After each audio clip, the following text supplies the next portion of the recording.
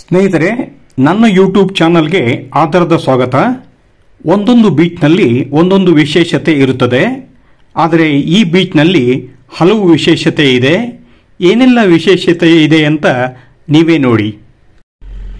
ನಾವು ಆ ಬೀಚ್ ತಲುಪುವಾಗ ರಾತ್ರಿಯಾಗಿತ್ತು. ನಮಗಾಗಿ ಜೀವನ್ ಬೀಚ್ ರೆಸಾರ್ಟ್ ಕಾಯುತ್ತಿತ್ತು. ಲಾಡ್ಜ್ನಲ್ಲಿ ರಾತ್ರಿ ಕಳೆದು ಹಾಸಿಗೆಯಿಂದ ಎದ್ದು ಬೆಳಗ್ಗೆ ಹೊರಬಿದ್ದು ಬೀಚ್ ನೋಡಲು ಹೋದರೆ ಅಲ್ಲಿ ಬೀಚ್ ಖಾಲಿ ಖಾಲಿ. ಆದರೆ ಅಲ್ಲಿ ಒಂದು ತುದಿಯಿಂದ ಮಂಚ ಹಾಕಿ ಹಾಸಿಗೆ ಹಾಕುತ್ತಿದ್ದವ ಕಣ್ಣಿಗೆ ಬಿದ್ದ. ಮುಂಜಾನೆ ಸಮುದ್ರದ ಅಲೆಗಳ ಆರ್ಭಟ ಒಂದು ಕಡೆಯಾದರೆ, ಈ ಬೀಚ್ನಲ್ಲಿ ಬೆಳಿಗ್ಗೆ ಹಾಸಿಗೆ ಯಾಕೆ ಬಿಚ್ಚುತ್ತಾನೆ ಎನ್ನುವ ಯೋಚನೆಯ ಅಲೆ ಇನ್ನೊಂದು ಕಡೆ ಬಂತು. ಸ್ವಲ್ಪ ಹೊತ್ತಿನಲ್ಲಿ ಅಲ್ಲಲ್ಲಿ ಬೀಚ್ನಲ್ಲಿ ಓಡಾಡುವವರು, ಓಡುವವರು ಕಾಣುತ್ತಿದ್ದರು.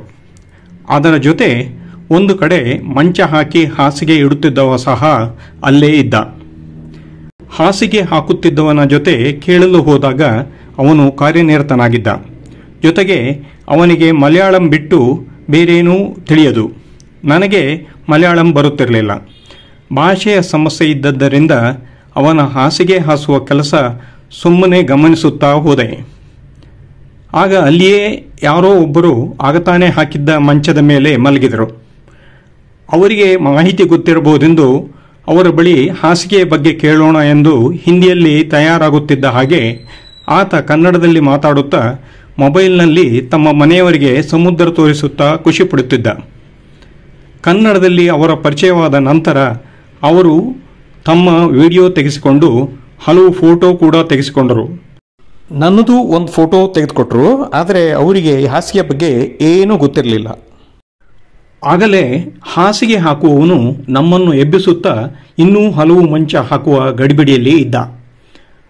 ಅವನು ಹಾಸಿಗೆ ಹಾಸಿ ಮುಗಿಸುವ ತನಕ ಬೀಚ್ನ ಸುತ್ತಮುತ್ತ ನೋಡುತ್ತಿದ್ದ ಹಾಗೆ ನಮ್ಮ ದೇಶದ ಯೋಗಕ್ಕೆ ಮಾರು ಹೋಗಿದ್ದ ವಿದೇಶಿ ಪ್ರಜೆಯೊಬ್ಬಳು ಮಾರು ದೂರದಲ್ಲಿ ಯೋಗ ಚಾಪೆ ಹೆಗಲಿಗೆ ಹಾಕಿಕೊಂಡು ಫುಟ್ಪಾತ್ನಲ್ಲಿ ಹೋಗುತ್ತಿದ್ದಳು.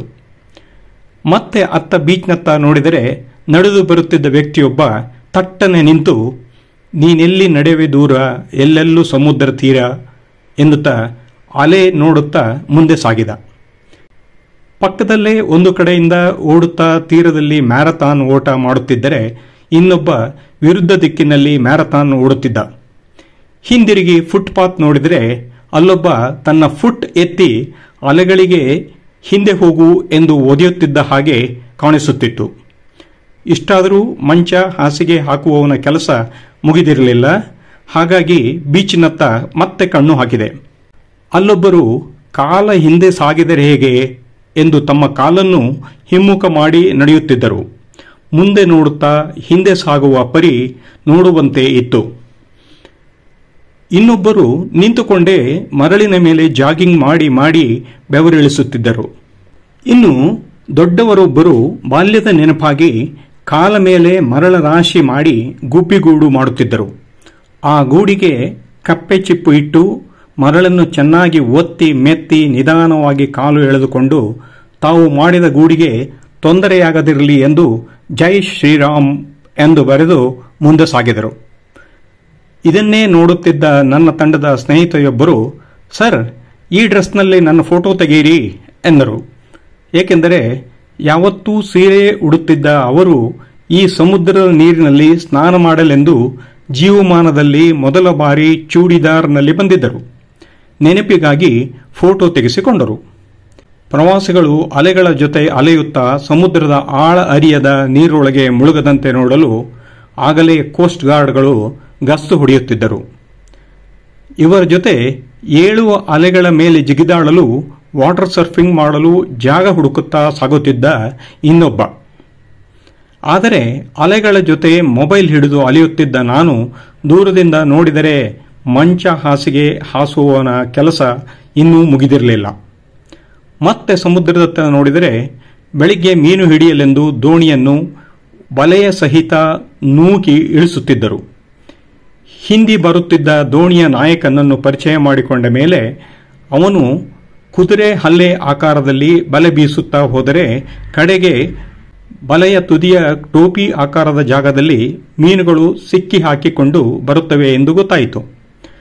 ದೋಣಿ ನೀರಿಗೆ ಇಳಿದ ನಂತರ ಸುಮಾರು 2 ಗಂಟೆ ಅವಧಿಯಲ್ಲಿ ದೋಣಿ ವಾಪಸ್ ಆಗುವುದು ಎನ್ನುವುದು ಸಹ ಅವನಿಂದ ಗೊತ್ತಾಯಿತು. ಈಗ ಅವನನ್ನು ಮಾತಾಡಿಸುತ್ತಾ ಮಂಚ ಮತ್ತು ಹಾಸಿಗೆಯ ಬಗ್ಗೆ ತಿಳಿದುಕೊಂಡೆ. ಅವನ ಪ್ರಕಾರ ಈ ಬೀಚ್ನಲ್ಲಿ ಹಗಲು ಮಲಗಿಕೊಂಡು ಸಮುದ್ರ ನೋಡಲು ಒಂದು ಮಂಚ, ಹಾಸಿಗೆ, ದಿಂಬು ಸೆಟ್ ಒಂದಕ್ಕೆ ಗಂಟೆಗೆ 100 ರೂಪಾಯಿ ಬಾಡಿಗೆ. ಇದಕ್ಕೆ ಸರ್ಕಾರಿ ಲೈಸೆನ್ಸ್ ಸಹ ಇದೆ. ಲೈಸೆನ್ಸ್ದಾರರು ಬೆಳಿಗ್ಗೆ 6ರಿಂದ ಸಂಜೆ 6ರವರೆಗೆ ಇವುಗಳನ್ನು ಬಾಡಿಗೆಗೆ ಕೊಡಬಹುದು. ಒಬ್ಬರು 3 ಕೊಡೆಗಳ 6 ಮಂಚ ಬಾಡಿಗೆಗೆ ಕೊಡಬಹುದು ಎನ್ನುವುದು ಸಹ ತಿಳಿಯಿತು.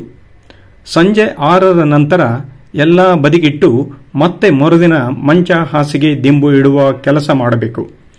ಇದು ಅವರ ನಿತ್ಯದ ಬದುಕು ಮತ್ತು ಕೆಲಸ. ದೋಣಿಯವ ಹೇಳಿದ ಹಾಗೆ ಈ ಹಾಸಿಗೆಯಲ್ಲಿ ಮಲಗಿ ಗಂಟೆಗಟ್ಟಲೆ ಸಮುದ್ರ ವೀಕ್ಷಿಸುವವರು ಬಹುಪಾಲು ಸಪ್ತ ಸಾಗರದಾಚೆಯಿಂದ ಬಂದವರು. ದೇಶಿ ಪ್ರವಾಸಿಗರು ಈ ಮಂಚ ಬಳಸುವುದು ಕಡಿಮೆ.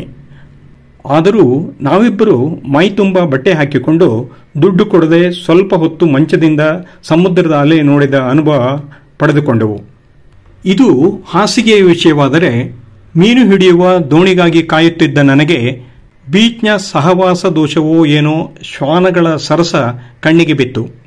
ಅತ್ತ ಕಡಲ ತೀರದ ಎಡ ಮತ್ತು ಬಲಭಾಗದಲ್ಲಿ ಬೀಸಿದ್ದ ಬಲೆಯನ್ನು ಬಲವಾಗಿ ಜಗ್ಗಿ ಎಳೆಯುತ್ತಾ ಜನರು ಬರುತ್ತಿದ್ದರು. ಒಂದೊಂದು ಕಡೆಯಿಂದ 10ರಿಂದ 15 ಜನ ಸ್ವಲ್ಪ ಸ್ವಲ್ಪ ಬಲೆ ಎಳೆಯುತ್ತಾ ದೋಣಿಯ ಹತ್ತಿರ ಬರುತ್ತಾ ಇರುತ್ತಾರೆ. ಇದು ಸುಮಾರು ಅರ್ಧ ಗಂಟೆ ತೆಗೆದುಕೊಂಡ ಮೇಲೆ ತೀರಕ್ಕೆ ಬಂದ ಮೀನು ಬಲೆಯಲ್ಲಿ ವಿಲವಿಲ ಒದ್ದಾಡಿ ಸಾಯುತ್ತದೆ. ಬಲೆ ಬೀಸಿದಾಗ ಜಾಸ್ತಿ ಮೀನು ಬಂದಾಗ ಗೆಲುವಿನ ಕೇಕೆ ಹಾಕುತ್ತಾರೆ. ಅದೇ ಜಾಸ್ತಿ ಮೀನು ಸಿಗದಿದ್ದರೆ ತಮ್ಮಲ್ಲೇ ಕುಸ್ತಿ ಮಾಡುತ್ತಾರೆ. ಇದು ಅವರ ನಿತ್ಯ ಜೀವನ. ಹಾಗಾಗಿ ನಾನು ಜೀವನ್ ರೆಸಾರ್ಟ್ನತ್ತ ಪುನಃ ವಾಪಸ್ ಹೊರಟೆ. ಹೀಗೆ ಹೊರಡುವಾಗ ಬೀಚ್ನ ತುಂಬ ಸಾಲಾಗಿ ಮಂಚ, ಹಾಸಿಗೆ, ದಿಂಬು, ದೊಡ್ಡ ಛತ್ರಿ ಬಾಡಿಗೆ ಕೊಡುವ ಬಾಡಿಗಾಗಿ ಕಾಯುತ್ತಿತ್ತು. ಅಂತೂ ಈ ಕೋವಲಂ ಬೀಚ್ನಲ್ಲಿ ನನ್ನ ಹೆಜ್ಜೆ ಗುರುತು ಮೂಡಿಸಿ ಲಾಡ್ಜ್ಗೆ ವಾಪಸ್ ಆಗುವಾಗ ನಮ್ಮ ತಂಡದ ಹೆಂಗೆಳೆಯರು ಸಮುದ್ರದ ಉಪ್ಪು ನೀರಿನಲ್ಲಿ ಮಿಂದು ಎದ್ದು ಬಂದವರೇ ನಮ್ಮ ಲಾಡ್ಜ್ನ ಸಿಹಿ ನೀರ ಕೊಳದಲ್ಲಿ ಮಿಂದು ಬಂದರು. ಸ್ನೇಹಿತರೆ, ಈ ಬೀಚ್ನ ಬೆಳಿಗ್ಗೆಯ ಚಲನವಲನ ಇಷ್ಟವಾಯ್ತಲ್ಲ? ಲೈಕ್ ಮಾಡಿ, ಶೇರ್ ಮಾಡಿ, ಸಬ್ಸ್ಕ್ರೈಬ್ ಮಾಡಿ. ಓಕೆ. ಜೊತೆಯಲ್ಲೇ ನಿಮ್ಮ ಕಮೆಂಟ್ ಸಹ ಹಾಕಿ. ಮುಂದಿನ ಸಂಚಿಕೆಗಾಗಿ ಕಾಯಿರಿ. ಧನ್ಯವಾದಗಳು.